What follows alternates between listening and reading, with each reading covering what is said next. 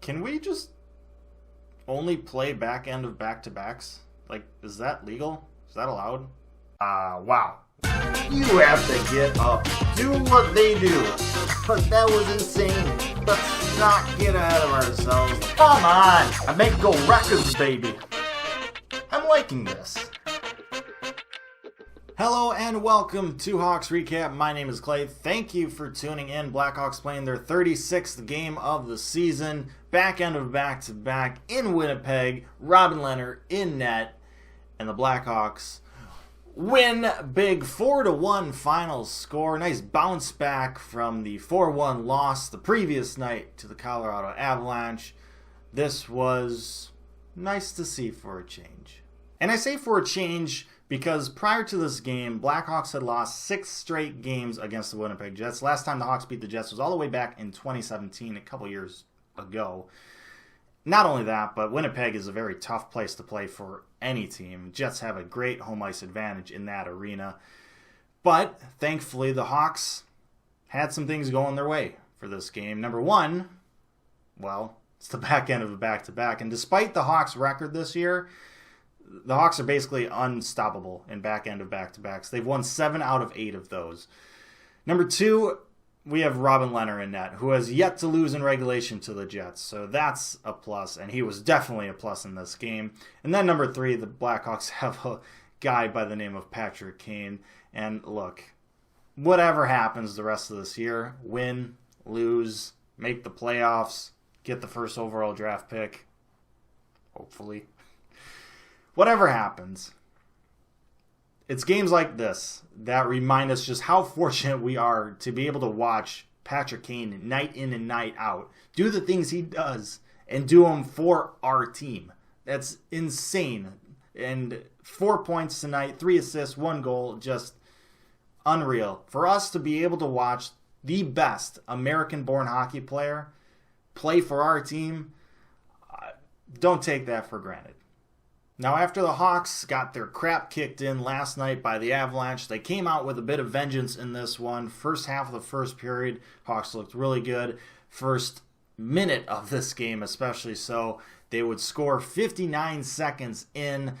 Dylan Strome does a good job getting the puck out of the defensive zone, and Patrick Kane just puts into hyperdrive, chases down this puck, creates a 2-on-1 opportunity. He throws the puck across crease to Nylander, who is sprinting towards the back post. Nylander is able to put it in past Hellebuck, and the Hawks are up 1-0, 1 minute in. Alexander Nylander has struggled as of late, and that's putting it lightly, but he had a very good game in this one. Seemed like his goal here in the first minute really propelled him, really got him going for the rest of the game. Nylander with the goal, the assist later, he saved an icing, he was hustling, he was making some good plays, he didn't make any really bad turnovers. Like, this is the type of game that Stan Bowman hyped up when we made that trade that I still don't really like all that much. But if Nylander could start playing more like this rather than how he's been playing for the majority of this season, I'd feel a lot better about things. But unfortunately, from what we've seen so far, this type of performance is more of an anomaly for Nylander. But hopefully that changes, because that would be very beneficial for the Hawks. So the Hawks had things going early on in the first period, but then about halfway through the first, things changed and the Jets kind of realized that they could play as well, and they pretty much dominated the last half of the first period. But the Hawks survived and would go into the second period up 1-0. But the second period would just be a continuation of the last half of the first. The Hawks didn't have a shot on goal in that second period until halfway through. They had 3 shots total in that middle frame. The Jets were just completely dominant in that second period. They had a couple power plays. But with how bad the Hawks played in that second period, the Hawks penalty kill unit went 2 for 2 in this game, and that was a big reason why the Hawks won this game. Our penalty kill is one of the bright spots this year. The coaches came in to this season saying, hey, if we can improve our penalty kill, that's going to help us. Well, guess what? We've done that, and it has helped us. It's just been so many other things this year that have failed us. But the Hawks just, ugly second period. But Robin Lehner, just absolute stud. just saving everything. Breakaways, cross-crease passes, just sliding all over the place. Just unreal. Absolutely unreal. Steals the second period. Hawks go into the third, still up 1-0. Now, unfortunately, though, near the end of the second period, Brandon Saad got hit along the boards, went down awkwardly, and left the game. And honestly, this is the only good thing about Winnipeg having their bench doors not by the bench and actually in the corner of the ice, because that was basically where Brandon Saad fell. So instead of Brandon having to come all the way back to the bench to get off the ice, pretty much just could go right out the door there. That's the only reason why that situation works in Winnipeg.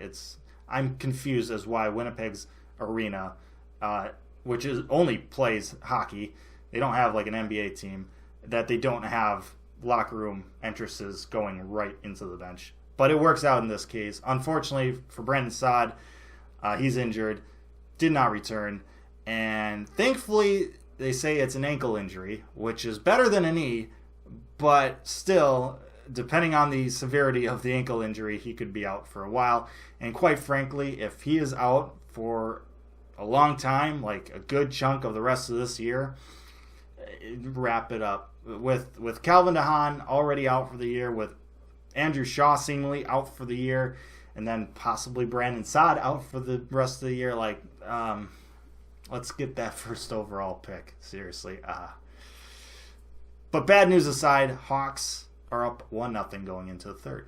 After having their crap kicked in the second period, the Hawks come out and have pretty much a perfect third period. First minute of the third period, just like the first minute of the first period, the Hawks would capitalize. A nice forecheck by Jonathan Toews and Patrick Kane.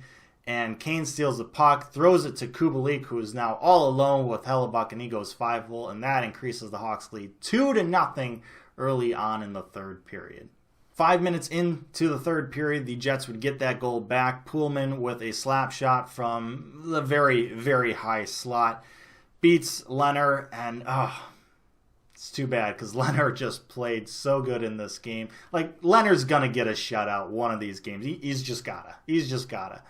But unfortunately, this one beats him, and from what we've seen in the past with Boston and St. Louis, these leads in the third period and crowds finally getting into the game. The Jets crowd is now into it. It's a 1-goal game.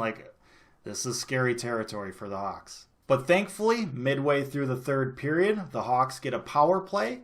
And with their penalty kill unit going 2 for 2 in this game, the Hawks power play unit adds to that special team success and capitalizes on the power play here. Gustafsson with a one-time snipe past Hellebuck, and it's 3-1, and that pretty much knocks out all the momentum from the Jets' sails. Patrick Kane would score a goal later in that third to make it 4-1. That was an absolute snipe as well, short side snipe to boot. A nice pass from Nylander. That was Nylander's assist in this game. And the Hawks win this one 4-1 in Winnipeg. A nice bounce back from the drubbing against Colorado. Now the Hawks get to go to Colorado and hopefully not get drubbed, although my expectations are not very high. You know what? We'll worry about that Saturday. For now, for tonight, Lehner, fantastic game. Kane, fantastic game. Saad, please get better. Nylander, great game. Gilbert, great game. Seriously, I cannot say enough good things right now about Dennis Gilbert. He is improving so much. He is improving game after game after his absolutely atrocious NHL debut last year. And basically, I thought he was going to be nothing in the NHL. He has really taken strides, and he has just come in this year when he got called up, and he has just gotten better and better and better. He has absolutely completely changed my opinion about him. I am so happy for this kid. He is looking great. One last note before I wrap up this video. Blackhawks through 36 games this year have 34 points, near the bottom of the Western Conference. Last year, this time, the Hawks had 28 points through 36 games. Kind of funny how this year feels worse than last year. There's reasons for that. But just remember, when you look at box scores and standings and numbers and everything like that, you got to take into context a little bit. Context helps tell the story that numbers can't always tell. So just remember that. Also remember that Patrick Kane is a Blackhawk. Thank you so much for watching this episode of Hawks Recap. I really hope you enjoyed it. Let me know your thoughts down in the comment section below. I always love reading what you guys have to say. Like, share, and subscribe. I appreciate that as always. But most importantly, stay safe, make good decisions, and I'll see you next time.